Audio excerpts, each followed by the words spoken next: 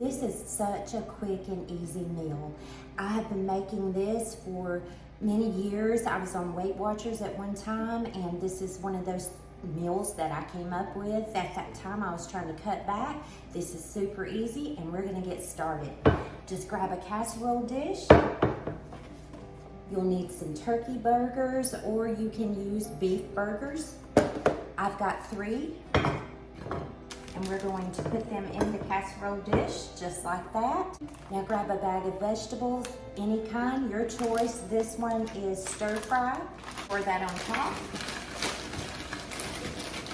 That's a 12-ounce bag, and you can put as many vegetables as you want. My husband loves broccoli. I'm not a huge fan. It just depends on how it's cooked, but I love me some Brussels sprouts. These are so good. He hates them, but I'm gonna put some in here and he can just pick them out. These were in my freezer and I need to utilize them.